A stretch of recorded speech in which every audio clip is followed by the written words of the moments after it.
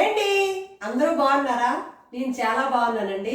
ఈరోజు మంచి రెసిపీతో మీ ముందరకు వచ్చానండి. అదేనండి బెల్లం పల్లీలు ఉండలు. దానికి కావలసిన పదార్థాలు ఇదిగోండి. పల్లీలు ఈ కప్పుతో ఫస్ట్ ఒక కప్పు వేసినాం. ఇది ఒక కప్పు అండి. 2 కప్పులు బెల్లం అండి. అయితే మనం ఈ 2 కప్పులు పల్లీలకి మనము 1 కప్పు బెల్లం తీసుకోవాలండి. ఇప్పుడు మనం స్టవ్ వెలిగించుకోవాలండి. స్టవ్ వెలిగించుకొని పల్లీలు చక్కగా వేయించుకోవాలి. మనము మంట మీడియం ఫ్లేమ్లో పెట్టుకొని చక్కగా పల్లీలు వేయించుకుందామండి. మనం మంట ఐలో పెట్టామనుకోండి, పైన వేగిపోతే లోపల వేగవు, పచ్చివాసన అనిపిస్తుంది.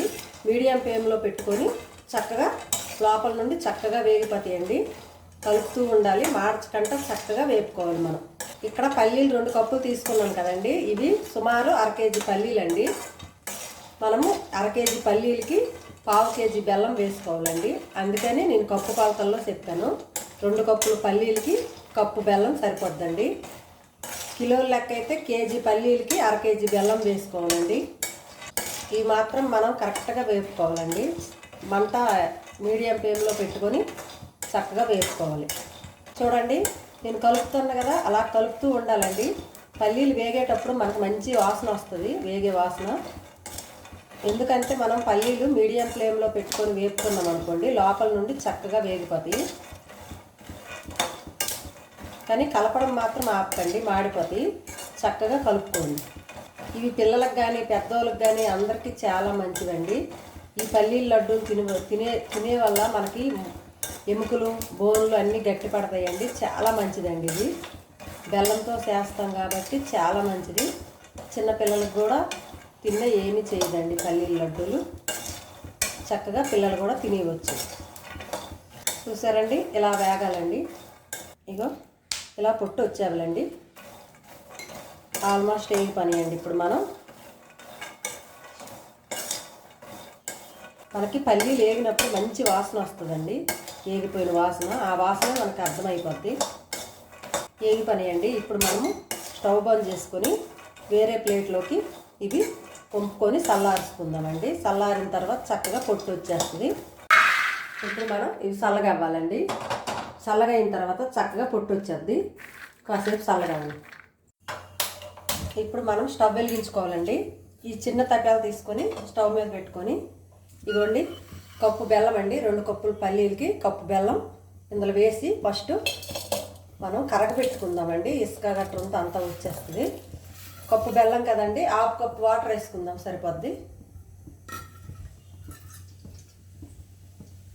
1/2 కప్పు వాటర్ అండి. కొన్ని వాటర్ ఎక్కువైనా ఏం కాదు, కాకపోతే కాసేపు మరుగుతుంది అంతే. మనం ఇప్పుడు ఈ బెల్లం కరగబెట్టుకుందామండి. ఇసుక గట్ర అంతా వచ్చేస్తుంది. మనము పల్లీలు వేపుకొని పొట్టు తీసుకోవాలండి ఇలా చక్కగా.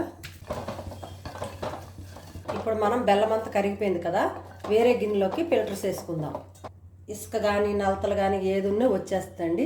ఇది ఎందుకంటే చెరుకు కదా, చెరుకు నుండి బెల్లం తయారవుతుంది కాబట్టి ఖచ్చితంగా ఇసుక ఆ నలతలు అన్నీ ఉంటాయండి ఇందులో. చూసారా,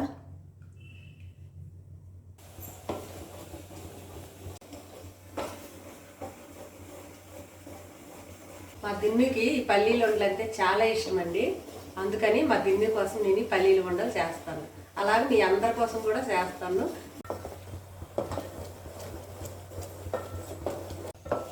ఇప్పుడు మనం పాకం చెక్ చేసుకోవాలండి.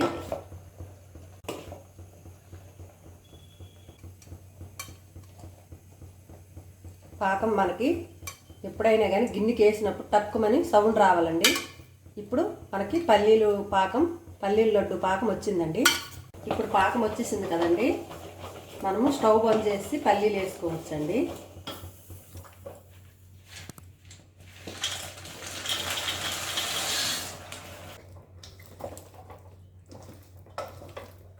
ఒకవేళ గట్టిగా అయిపోయి గిన్నెకి అంటేసినా మీరేం టెన్షన్ పడకండి. మళ్ళీ కొంచెం వేడి చేస్తే వదిలేస్తుంది గిన్నెకి.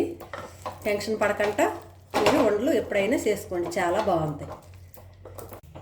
ఇప్పుడు మనం 1 గంట సహాయంతో ఉండలు చుట్టుకుందామండి. డైరెక్ట్ చేయి పెట్టకండి. చేయి పెడితే చేయికి అంటుకుందనుకో పాకం, చాలా ప్రాబ్లం అవుతుంది.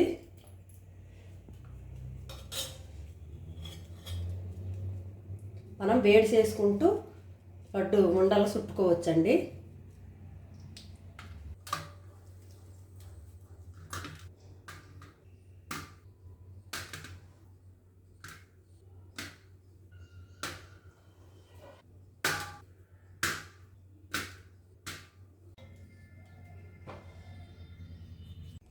చూసారా ఫ్రెండ్స్, ఎంతో ఈజీగా కమ్మగా పల్లీల లడ్డూలు రెడీ అయిపోయి.